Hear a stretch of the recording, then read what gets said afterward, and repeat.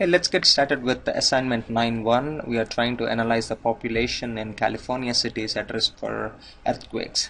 So we need three files to actually get started. One is the earthquakes.dbf file, which is under data under ESRI GIST1. So find that, and then I'm going to add my shape files from my United States GDB. I need CA counties and I need United States DTL. I'm going to add those two to the map, and I'm going to find the right coordinate system for this. So the book is asking you're required to find the UTM projection appropriate for California, which I know for a fact is 11N, but let's look for UTM.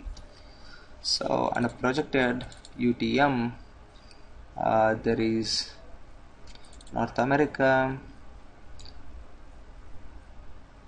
So these are zones. So just to make sure that we are using the right zone, I'm going to go to my Google search and type in California UTM zone. So as you can see here, the UTM zone is actually 11 or 10. Since I would use 11N as my UTM zone, so I'm going to go with, so I'm going to find 11N. This is 1983. Since there is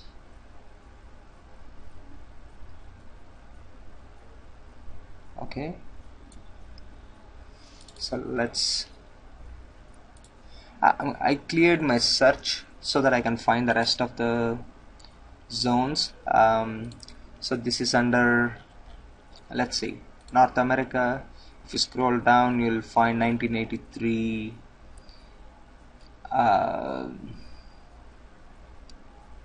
11N. I'm gonna select that, click apply and click OK. I'm gonna right click and zoom to the layer of California. So that looks more like it. I'm gonna turn my cities layer off because it's a little distracting right now. I'm gonna make this city layer, I don't know, slight gray. So our first task here is to actually map the earthquakes, convert this from a table to a shapefile. So I'm going to display XY data, select X for X, Y for Y, and then I'm going to go with the defaults, click OK. So if you go with the default UTM projection, this data will not be displayed on top of the counties where it is supposed to be. When you go to view the entire data, the earthquakes will be down here, which is not what you want. So I'm going to remove that layer. I'm going to right click on earthquakes .dbf and then click on display XY data, and I'm going to do this again with the right projection, which is I'm going to import the coordinate system of the CA counties layer, and I'm going to use that as my as my coordinate system for the earthquakes too. So once I do that, I'll be able to map the earthquakes in California to the right projection and overlay them on top of my counties. So the next step is to export this, since this is an XY event which is always temporary. So I'm going to export this into my chapter assignments, chapter 9. I'm going to create a new GDB, call it assignment 9.1. I'm going to export this as CA earthquakes.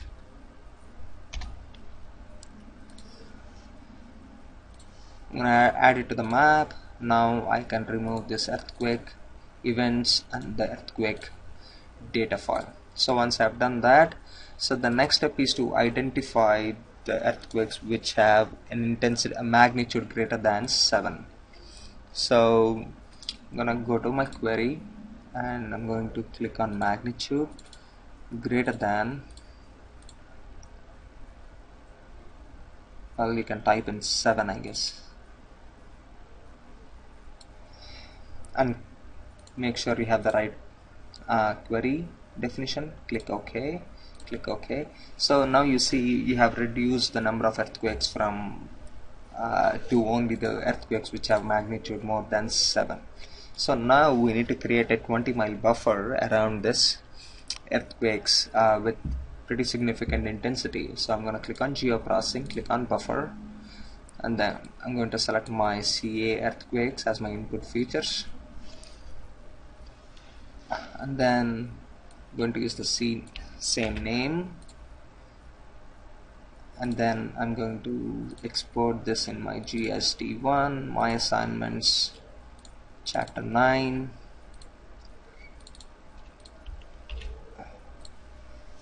save it, and then select my units as miles and type in 24 miles, and dissolve could be all.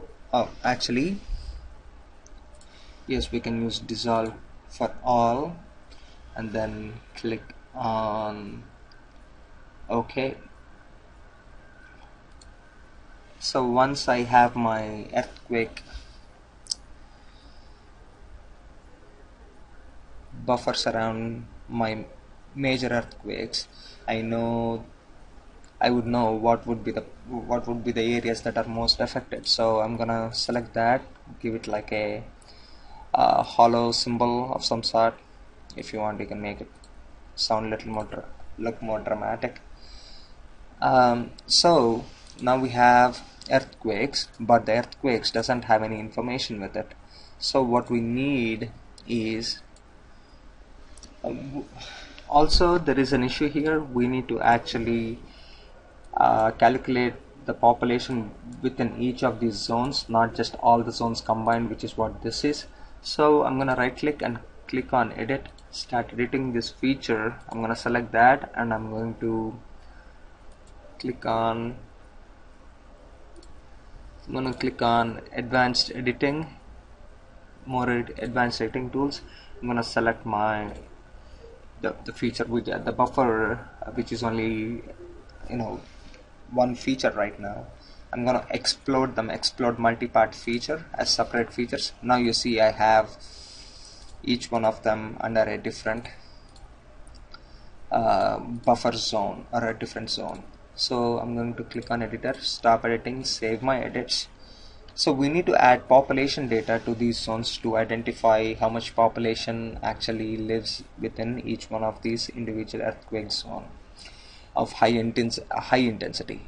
So what I'm going to do next is, since I have my US cities DTL, which has city names and population of 98, I'm going to spatially join my cities and do a sum for all the numeric attributes, and I'm going to export these as earthquake buffer joined data sort of a thing. The name is irrelevant. So once I have that exported,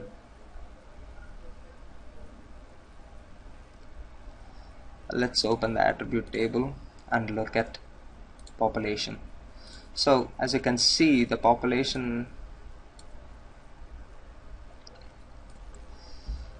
population of a couple of these zones is 0 because nobody lives within those zones, I guess so. So we need to label this. We need to call this out, and then right click on this and click on label features. But what it is labeling right now is not what we want, so I'm going to go back to labels and then select the right field. Population of 98 is what I want to show. So for the symbol, I'm going to select edit symbol, add a mask of 2. If you want, you can change the fonts, make it slightly bigger if you would like that, and then click OK, make them red. So now you have the populations of each one of these population that resides within each one of these danger zones, so to speak. So I'm going to right click on attribute. I want to format these labels a little more, so I'm going to right click on population, click on properties, and for the numeric properties I'm going to change this to show 1000 separators. Click apply, click OK, and refresh your map, so you'll get, so looks like, you know, well, we got our comma separators, which looks a lot cleaner.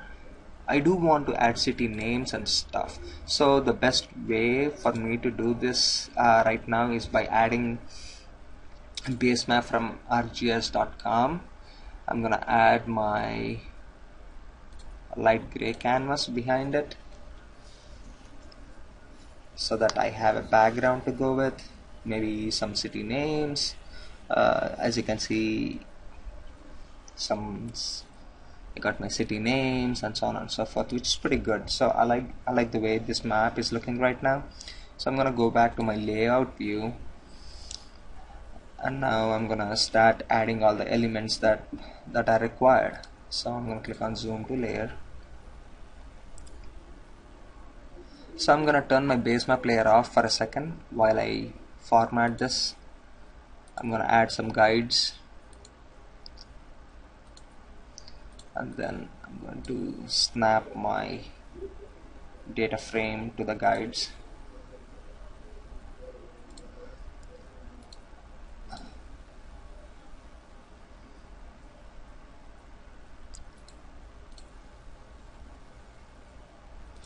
And then I'm going to add some titles to this, and so I added a title, and then I'm going to insert a legend.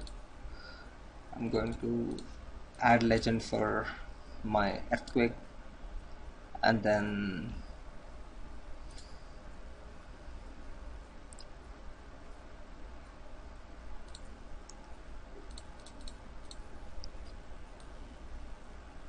change the name of this to a lot more readable 20-mile buffer with the magnitude, something like that.